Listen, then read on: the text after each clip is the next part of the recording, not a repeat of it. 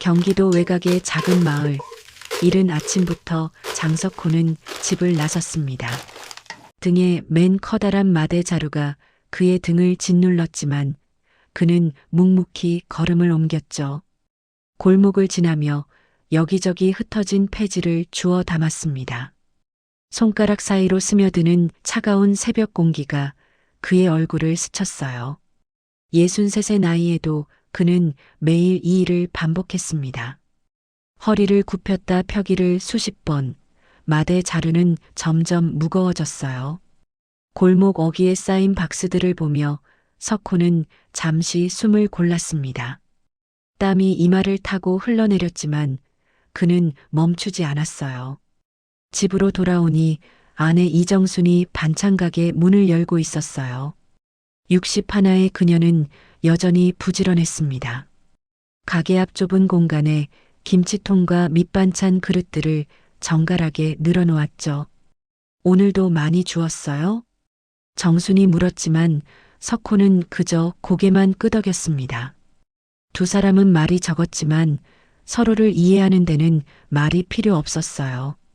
석호는 마대 자루를 마당에 내려놓고 집 안으로 들어섰습니다. 천장에서 물이 뚝뚝 떨어지고 있었어요. 지난밤 내린 비가 새는 곳을 찾아 실내로 스며들었습니다. 석호는 대야를 가져다 놓으며 한숨을 삼켰어요. 벽지는 여기저기 곰팡이로 얼룩져 있었고 문틈으로는 바람이 들어왔습니다. 냉장고 문은 테이프로 덕지덕지 붙여져 있었어요. 제대로 닫히지 않아 전기세만 축내는 골칫덩이였죠. 나중에 고쳐야 하는데. 석호가 중얼거렸지만 정수는 대답하지 않았습니다. 둘 다 알고 있었어요. 고칠 돈이 없다는 걸. 은행 대출 상환일이 다가올 때마다 두 사람의 얼굴은 어두워졌습니다. 통장에 쌓인 숫자는 늘 빠듯했고 이자를 갚고 나면 남는 게 거의 없었어요. 그래도 부부는 서로에게 화를 내지 않았습니다. 결혼한 지 40년 가까이 되도록 큰 소리 한 번 낸 적이 없었어요. 마을 사람들은 그들을 착한 부부라고 불렀죠. 석호 씨, 정순 씨, 오늘도 좋은 하루 보내세요. 지나가는 이웃이 손을 흔들면 두 사람은 환하게 웃으며 인사를 받았습니다. 가게 앞을 지나는 할머니들은 정순의 김치 맛을 칭찬했어요. 이 집 김치가 제일이야, 정말. 정순은 수줍게 웃으며 덤으로 반찬을 더 담아주곤 했습니다. 토요일 오후 석호는 습관처럼 우체국 앞 복권 가게로 향했어요. 1,000원짜리 로또 한 장을 샀습니다. 이번에도 안 되겠지 뭐. 그는 스스로에게 농담을 던지며 복권을 주머니에 넣었어요. 가게 주인은 이번 주는 1등이 나올 것 같은데요. 라며 웃었지만 석호는 그저 손을 흔들었습니다. 집으로 돌아오니 정순이 눈을 흘겼어요. 그 돈으로 콩나물이라도 사지. 운이 오면 한 번쯤은 터지겠지. 석호가 웃으며 대답했지만 정순은 고개를 저었습니다. 그래도 남편의 소소한 낙을 막지는 않았어요. 한 달이 흘렀고 어느 토요일 오후였습니다. 석호는 우체국 앞 게시판에서 당첨번호를 확인했어요. 손에 든 복권과 번호를 하나씩 맞춰보는 순간 세상이 멈춘 것 같았습니다. 하나, 둘, 셋. 6개 모두 일치했어요. 1등 14억 원. 석호의 손이 떨렸고 숨이 막혔습니다. 그는 복권을 주머니에 꼭 쥐고 집으로 뛰어갔어요. 여보, 여보. 정순이 놀란 얼굴로 나왔고 석호는 떨리는 손으로 복권을 내밀었습니다.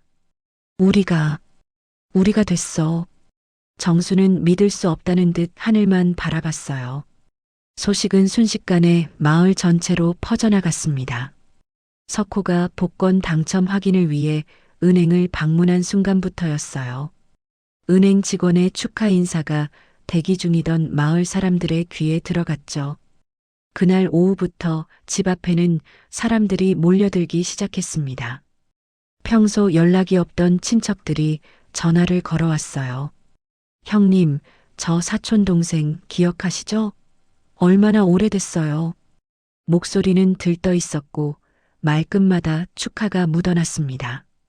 석호는 어색하게 웃으며 통화를 이어갔지만 마음 한편이 불편했어요.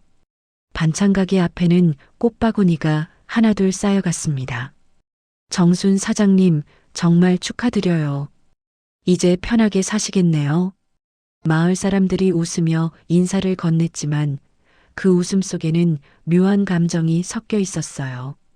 정수는 감사하다며 고개를 숙였지만 시선이 부담스러웠습니다. 저녁이 되자 석호는 마루에 앉아 멍하니 하늘을 바라봤어요.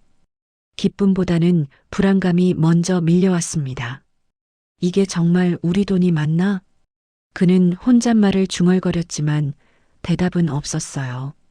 정수는 그날 밤 옷장을 열어 오래된 옷들을 꺼냈습니다. 이제는 사람답게 살아보자. 그녀는 거울 앞에서 새로 산 옷을 입어보며 수줍게 웃었어요. 몇 년 만에 처음으로 자신을 위해 쓴 돈이었습니다. 다음 날 아침 마을 어귀에서 박노인을 만났어요. 그는 석호를 보며 의미심장한 미소를 지었습니다. 석호 씨, 축하하네. 그런데 말이야. 박노인은 잠시 말을 멈추더니 조용히 덧붙였어요. 돈이 사람을 바꾼다더군. 조심하게.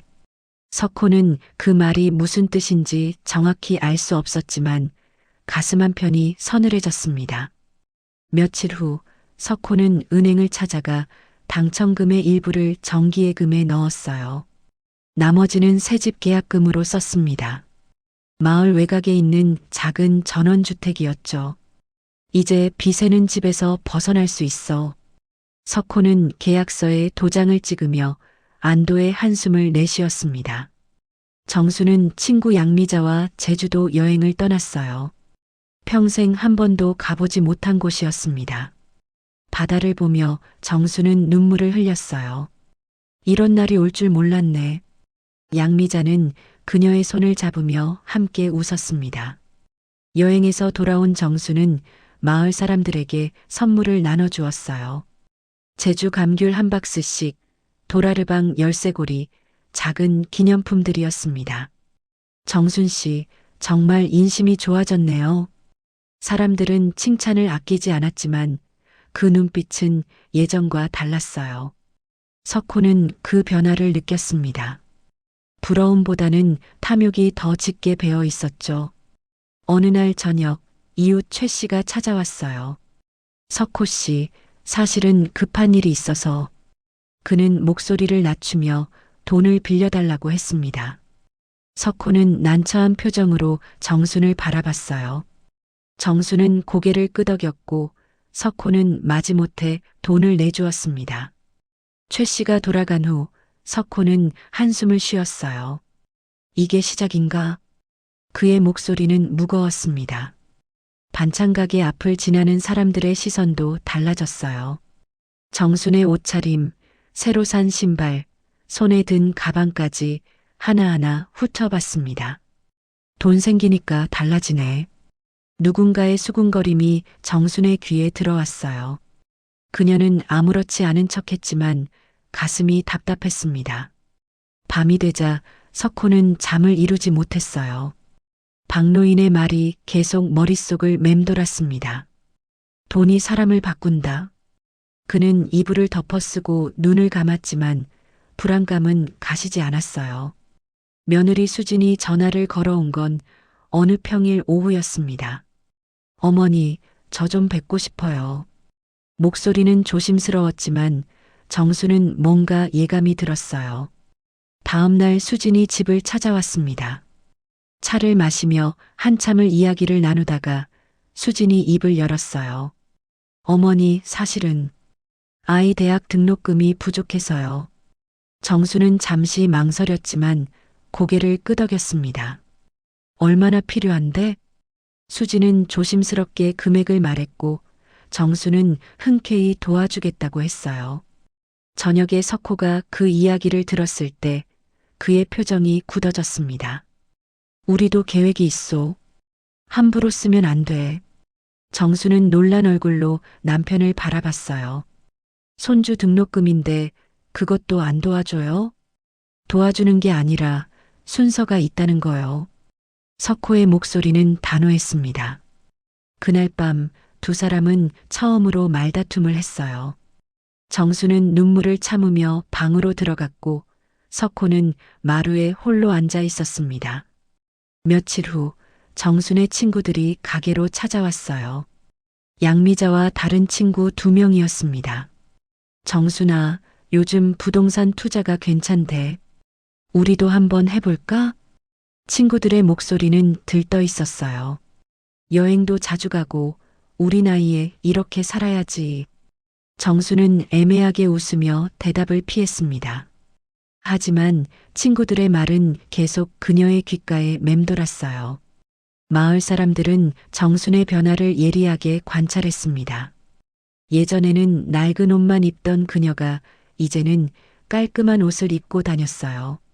머리도 미용실에서 손질했고 화장기도 살짝 돌았습니다. 돈 생기니까 사람이 확 달라지네. 원래 그런 거야. 돈 앞에서는 다 변해. 수군거림은 점점 커졌고 정수는 그 시선들이 부담스러웠어요.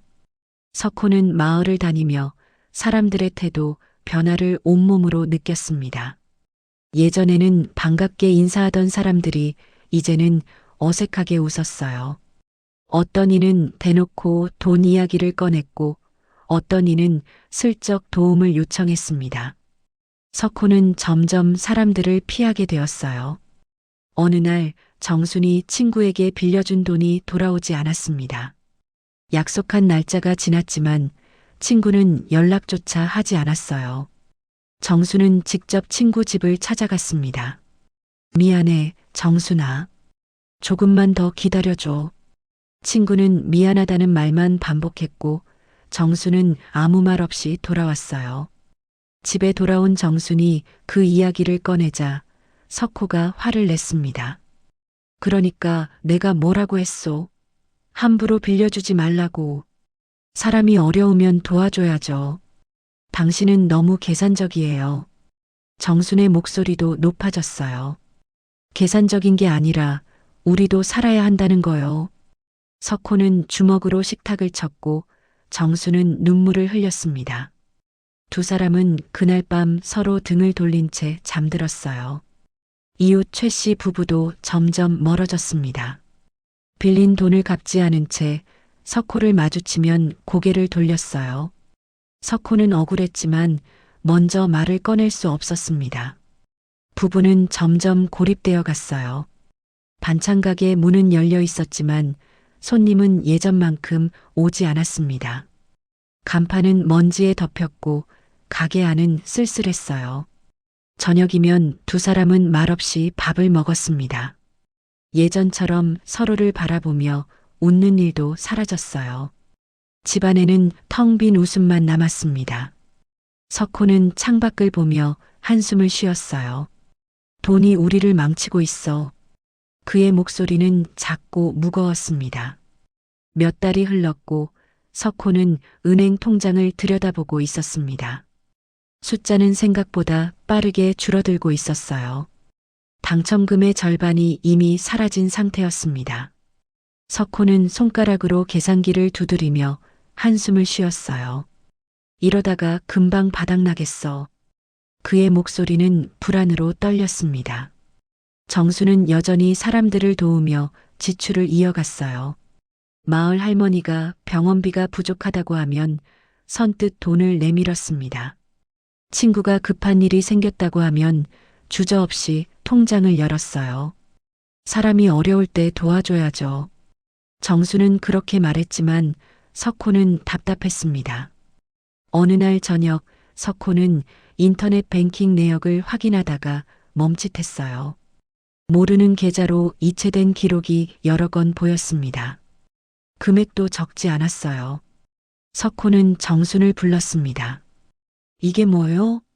이 계좌는 누구 거요? 정순은 화면을 보더니 시선을 피했어요. 그냥 급한 사람 도와준 거예요. 누군데 이렇게 여러 번 보낸 거요?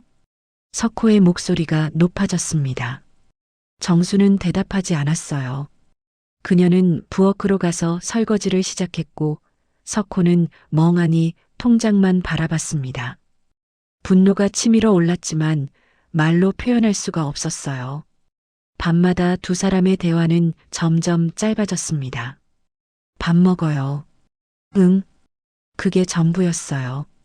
식탁 위 밥은 식은 채로 남았고 반찬은 손도 대지 않았습니다. 석호는 밤새 잠을 이루지 못했어요. 정수는 방 한쪽에서 등을 돌린 채 누워 있었습니다. 두 사람 사이에는 보이지 않는 벽이 세워지고 있었어요. 그때 마을에 한 소식이 들려왔습니다. 청년 정우가 뇌종양 판정을 받았다는 이야기였어요. 28의 젊은 나이였지만 그의 집안은 가난했습니다. 부모님은 일용직으로 겨우 생계를 이어가고 있었어요. 수술비는 턱없이 부족했고 정우는 병원 문 앞에서 울고 있었습니다. 살고 싶어요. 제발 살고 싶어요. 그의 울음소리가 마을 사람들의 입을 통해 전해졌어요. 석호도 그 이야기를 들었지만 애써 외면했습니다. 우리도 형편이 어려워. 남돕기도 벅찬데. 하지만 정수는 달랐어요.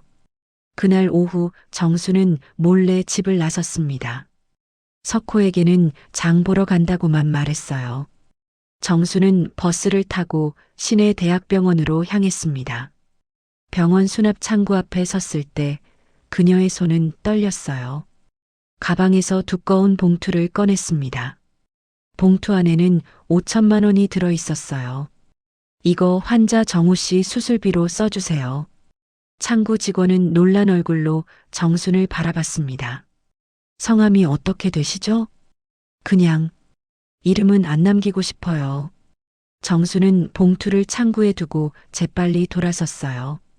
뒤도 돌아보지 않고 병원을 나왔습니다. 버스 정류장에 서서 그녀는 깊은 숨을 내쉬었어요.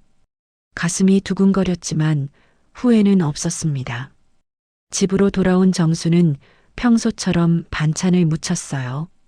물을 썰고 양념을 섞고 냄비에 국을 끓였습니다.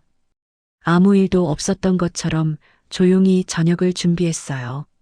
석호는 마루에 앉아 신문을 보고 있었습니다. 그는 정순을 힐끗 바라봤지만 말을 걸지 않았어요. 두 사람 사이의 침묵은 점점 깊어졌습니다.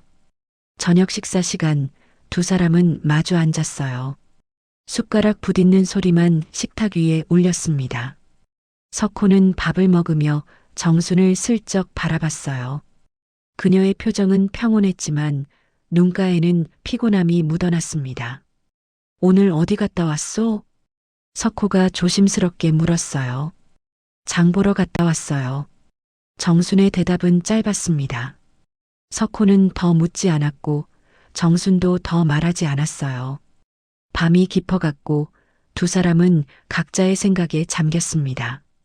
며칠 후 석호는 다시 통장 정리를 하고 있었습니다. 이번에는 더 꼼꼼하게 내역을 살폈어요. 그리고 그날 정순이 인출한 5천만 원을 발견했습니다. 석호의 얼굴이 창백해졌어요. 손이 떨렸고 숨이 가빠졌습니다.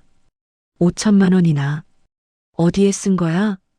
그는 통장을 움켜쥐고 정순을 찾았어요. 정순은 가게 앞에서 반찬을 정리하고 있었습니다. 이게 뭐요? 5천만 원을 어디에 쓴 거요? 석호의 목소리는 마을 전체에 울려 퍼질 듯 컸어요. 정수는 놀라 돌아봤지만 대답하지 않았습니다. 말을 해봐요. 도대체 어디에 쓴 거냐고. 석호는 평생 처음으로 아내에게 고함을 질렀어요.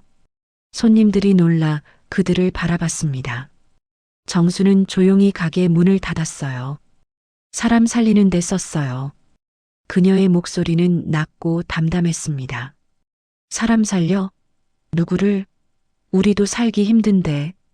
석호는 화를 참지 못했어요. 그렇게 흩뿌리면 결국 아무것도 안 남아요. 우리는 어떻게 살라고.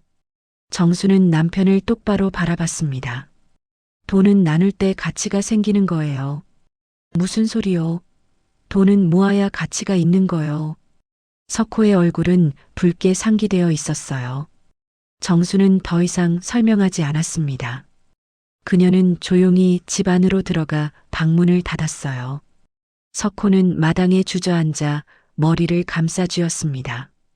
그날 밤 석호는 술을 마셨어요. 평소에는 술을 거의 입에 대지 않던 그였습니다.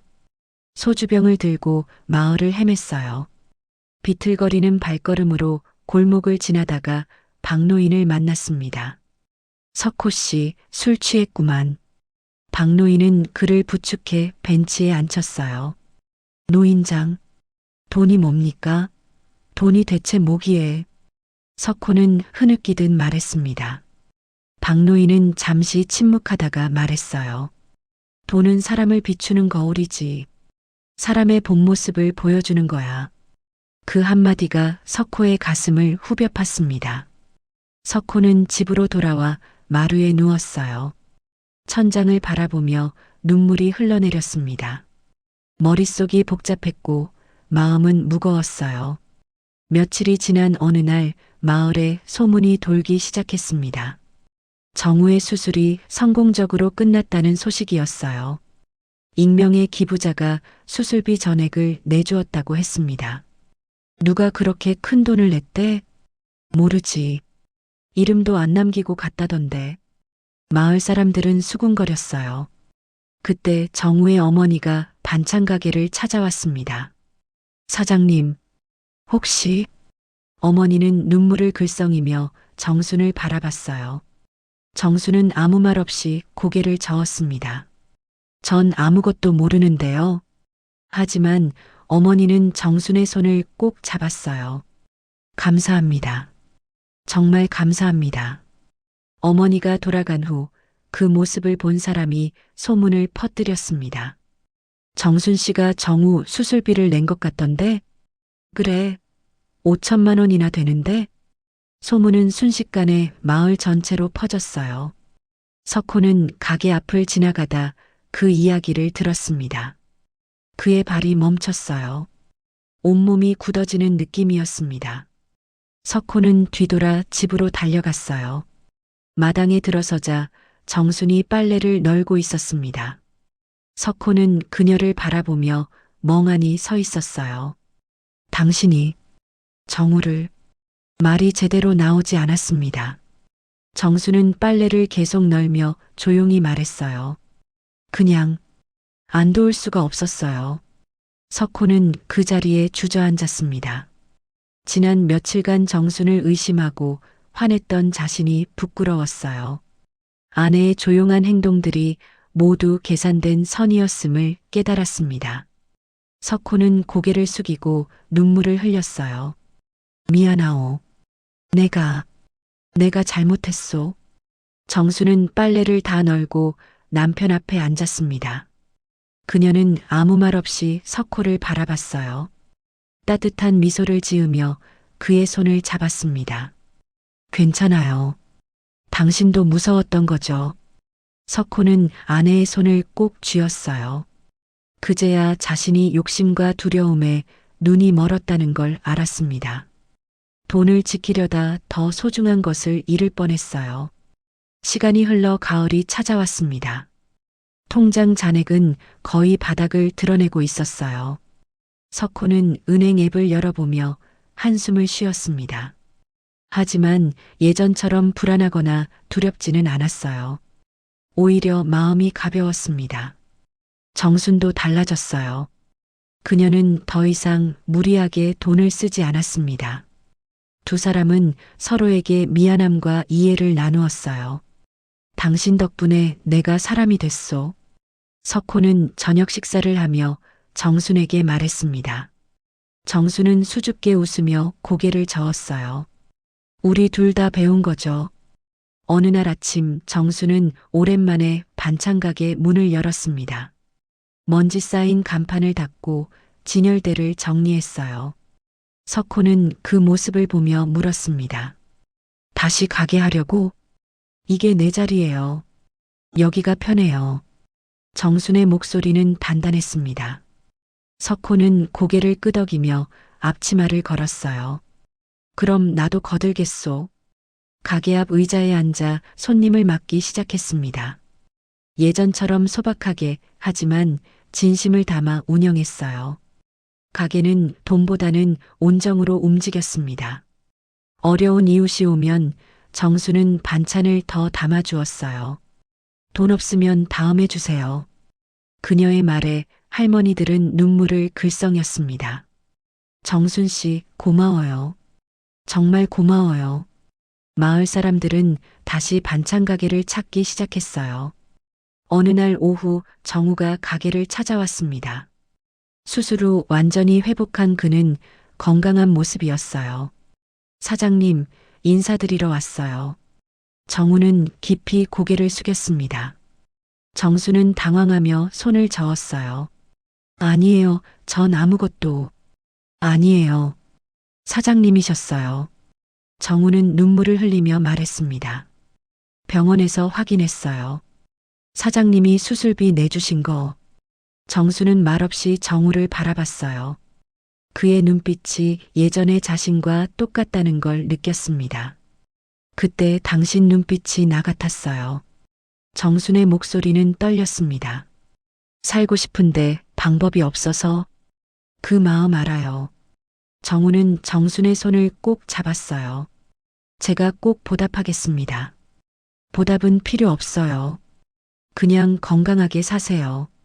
정수는 눈시울을 붉히며 웃었습니다. 정우가 돌아간 후 석호는 아내를 안아주었어요. 당신이 옳았소. 내가 틀렸어. 두 사람은 한참을 그렇게 서 있었습니다. 마을 사람들도 서서히 그들의 진심을 인정하기 시작했어요. 정순 씨 부부는 진짜 착해. 돈 생겨도 안 변하더라고. 이전의 수군거림과는 다른 목소리였습니다. 돈을 잃고 마음을 얻은 사람들. 누군가 그렇게 말했고 그 말이 마을에 퍼졌어요.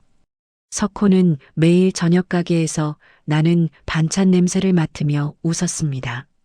된장찌개 끓는 냄새, 김치 익는 냄새가 집 안가득 퍼졌어요. 이게 진짜 복이지. 그의 목소리는 평온했습니다. 정순도 고개를 끄덕였어요. 맞아요. 이게 우리 자리예요. 두 사람은 손을 잡고 저녁 하늘을 바라봤습니다. 노을이 붉게 물들고 있었어요. 통장에는 돈이 거의 남지 않았지만 마음은 풍요로웠습니다. 석호는 낡은 집을 둘러보며 생각했어요. 새집 계약은 파기했고 이 집에 그대로 살기로 했습니다. 비가 새는 천장도 테이프 붙은 냉장고도 이제는 익숙했어요. 여기가 우리 집이야. 정순이 말했고 석호도 동의했습니다. 밤이 되면 두 사람은 마루에 나란히 앉았어요. 별을 올려다보며 조용히 이야기를 나누었습니다. 당신 후회 안 해요? 석호가 물었어요. 뭐요? 돈 다 쓴 거. 정수는 고개를 저었습니다. 아니요. 하나도 안 후회해요. 겨울이 지나고 봄이 왔습니다. 부부는 매달 작은 기부를 이어가며 새로운 시작을 했어요. 반찬 가게 한쪽에 따뜻한 식탁이라는 작은 공간을 만들었습니다. 낡은 테이블 2개와 의자 6개가 전부였어요. 하루에 한 끼는 무료로 나누는 나눔 밥상을 시작했습니다. 처음에는 한두 명이 찾아왔어요. 일용직 일을 하는 홀몸 할아버지, 끼니를 거르는 학생들이었습니다. 정수는 정성껏 밥을 담아주며 웃음을 잃지 않았어요. 많이 드세요. 부족하면 더 드릴게요. 그녀의 목소리는 따뜻했습니다. 석호는 식탁을 닦고 그릇을 나르며 아내를 도왔어요. 이렇게 사는 것도 나쁘지 않구만. 그는 혼잣말처럼 중얼거렸습니다. 소문이 퍼지자 찾아오는 사람들이 점점 늘었어요. 어느새 나눔 밥상은 마을의 작은 전통이 되었습니다. 매일 정오가 되면 사람들이 줄을 섰어요. 정수는 한 명 한 명에게 직접 음식을 덜어주었습니다. 오늘은 김치찌개예요. 맛있게 드세요. 할머니, 감사합니다. 아이들의 목소리가 가게 안을 밝게 채웠어요. 석호는 벽에 걸린 액자를 바라봤습니다. 그 안에는 당첨된 로또 복권이 액자에 담겨 있었어요. 이건 교훈이야. 그는 조용히 중얼거렸습니다. 정순이 옆으로 다가와 물었어요. 무슨 교훈이요? 돈은 사람을 비추는 거울이라는 것. 박노인 말이 맞았어. 정수는 고개를 끄덕이며 남편의 어깨에 기댔습니다. 마을 아이들은 두 사람을 밥 주는 할머니, 할아버지라고 불렀어요. 학교를 마치고 배가 고픈 아이들이 가게로 달려왔습니다. 할머니, 오늘은 뭐예요? 오늘은 된장국이랑 계란말이야. 아이들은 환호하며 자리에 앉았어요. 정수는 그 모습을 보며 행복했습니다. 어느 날 지역 신문사 기자가 찾아왔어요. 인터뷰 좀 하고 싶은데요. 좋은 이야기라서요. 기자는 카메라와 녹음기를 들고 있었습니다. 석호는 손을 저으며 고개를 저었어요. 우린 특별한 사람이 아니에요. 하지만 이런 선행은 알려져야 합니다. 기자가 설득했지만 정순도 조용히 거절했습니다. 저희는 그냥 할 일을 하는 거예요. 기사는 사양할게요. 기자는 아쉬워하며 돌아갔어요. 두 사람은 자신들이 특별하다고 생각하지 않았습니다. 단지 돈보다 더 소중한 것을 늦게라도 깨달았을 뿐이었어요.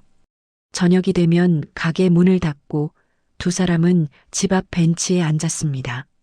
손을 꼭 잡고 별을 올려다봤어요. 당신 행복해요? 정순이 물었습니다. 그럼 이보다 더 행복할 수 있겠소? 석호의 목소리는 진심이었어요.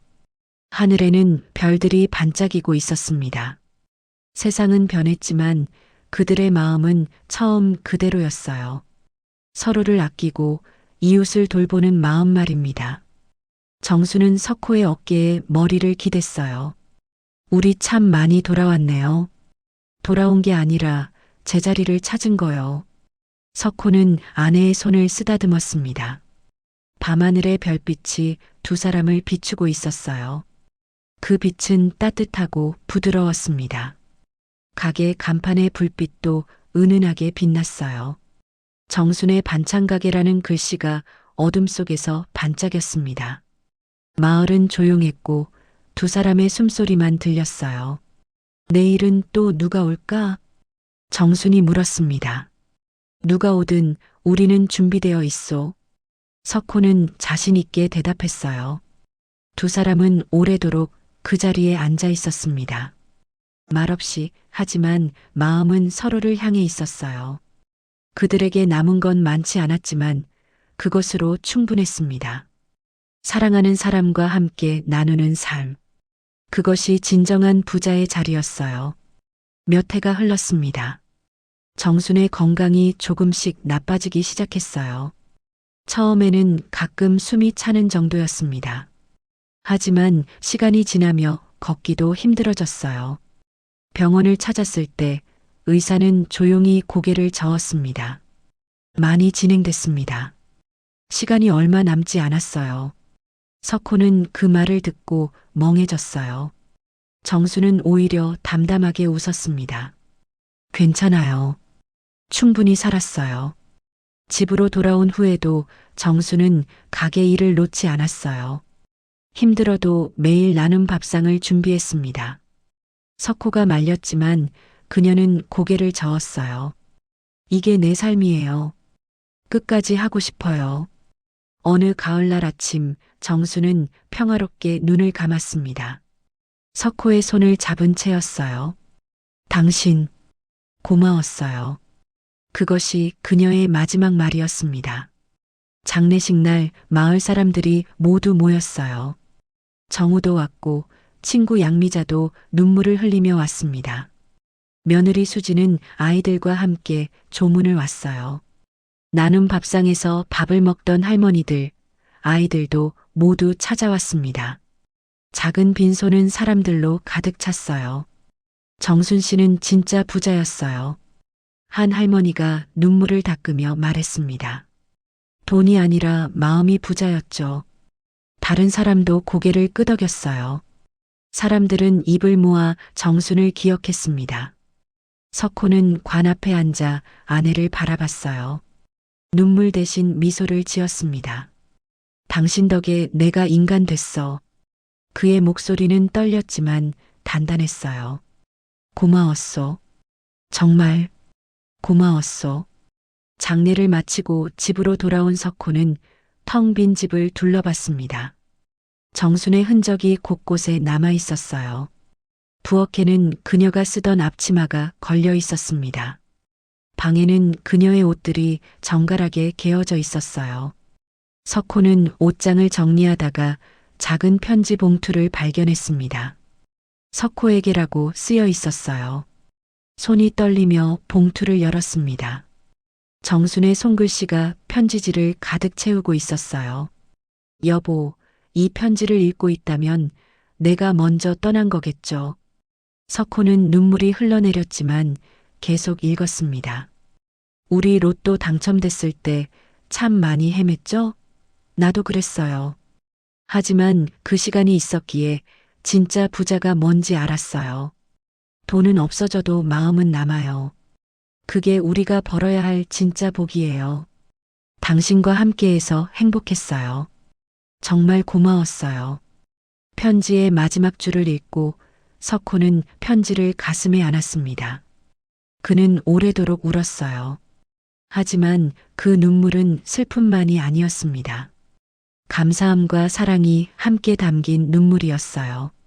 며칠 후 석호는 반찬가게 간판을 바꾸었습니다. 정순의 밥상이라는 새 간판을 달았어요. 간판 아래에는 작은 문구를 새겼습니다. 돈은 사람의 마음을 비추는 거울일 뿐이다. 석호는 혼자서도 나눔 밥상을 이어갔어요.